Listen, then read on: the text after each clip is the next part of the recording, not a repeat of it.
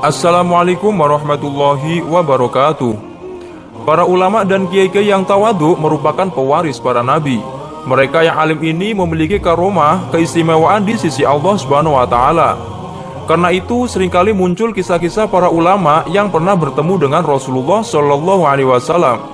Nabi Muhammad Shallallahu alaihi wasallam bersabda, "Barang siapa melihatku dalam mimpi, maka sungguh ia telah melihatku secara benar. Sesungguhnya setan tidak bisa menyerupai bentukku. Barang siapa yang berdusta atasku secara sengaja, maka ia telah mengambil tempat duduk dalam neraka." Hadis riwayat Bukhari dan Muslim. Berikut adalah daftar 5 kiai Indonesia yang pernah bertemu Rasulullah Shallallahu alaihi wasallam. Yang pertama, Kiai Haji Thaifur Mawardi. Beliau adalah ulama karismatik, alim, zuhud, asal Kedungsari, Purworejo, Jawa Tengah. Beliau adalah santri senior Abuya Sayyid Muhammad Alawi Al-Maliki Al-Hasani di Makkah Al-Mukarramah. Kiai Haji Thaifur Mawardi sangat terkenal kewaliannya sebagai seorang yang ahli bertemu Kanjeng Nabi Muhammad Sallallahu Alaihi Wasallam. Suatu hari ketika beliau tertidur, tiba-tiba terbangun dan berkata kepada salah satu pendereknya, "Mas, aku baru saja menyisir rambut Kanjeng Nabi," sambil mengeluarkan air mata. "Masya Allah, Mas." Kisah lain beliau yang luar biasa adalah Bi'ru Thaifur, yaitu nama sumur yang Abuya Sayyid Muhammad Alawi berikan karena jasa Kiai Haji Thaifur Mawardi yang membuat sumur pondok setelah bermimpi bertemu Rasulullah Shallallahu alaihi wasallam. Yang kedua, Kiai Haji Maksum Lasem. Beliau adalah ayahanda Kiai Haji Ali Maksum Kerapiak Yogyakarta yang sangat alim dan waro. Semasa mudanya, Mbah Maksum gunakan untuk mondok ke beberapa ulama Nusantara, salah satunya Kiai Haji Hashim Asy'ari. Setelah mondok, beliau sibuk berkarir menjadi seorang pedagang. Namun beliau seringkali bermimpi bertemu Rasulullah Shallallahu alaihi wasallam.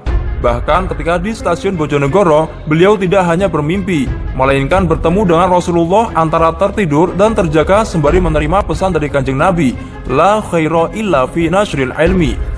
Tidak ada kebaikan lebih utama dari menyebarkan ilmu.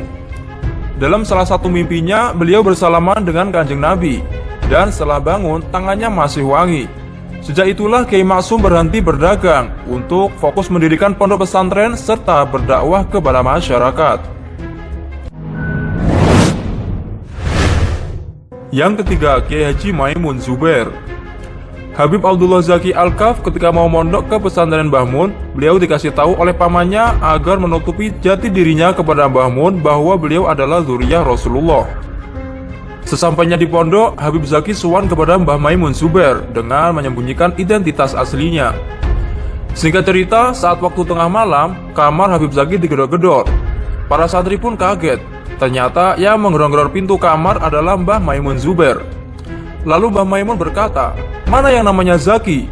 Kamu tidak ngaku ya kalau kamu masih zuriyah Nabi? Saya barusan didatangi Rasulullah di dalam mimpi.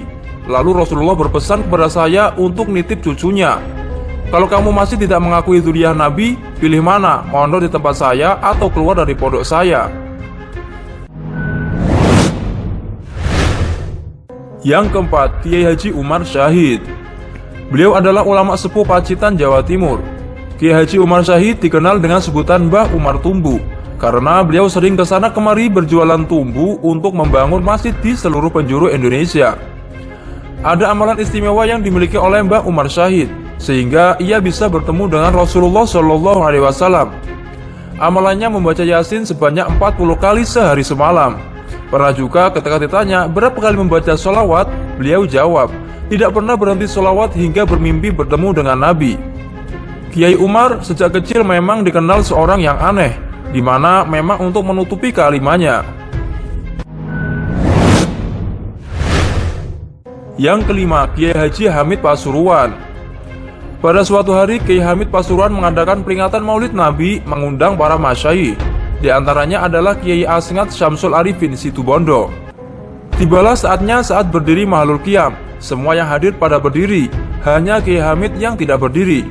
Semua tamu yang jumlahnya ribuan terheran dengan sikap Kiai Hamid. Setelah selesai acara, Kiai Asngat menegur Kiai Hamid kenapa ketika Mahlul Qiyam tidak berdiri.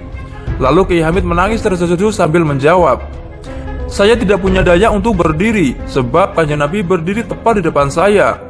Saya merasa kehabisan akhlak, jangankan ilmu, ibadah dan mujahadah saya, dari pakaian pun saya malu bertemu Kanjeng Nabi. Wallahu a'lamu bishawab. Nah, itulah 5 kiai Indonesia yang pernah bertemu Rasulullah Shallallahu Alaihi Wasallam. Sebenarnya sih masih banyak ulama atau kiai yang sering ditemui Rasulullah dalam mimpi.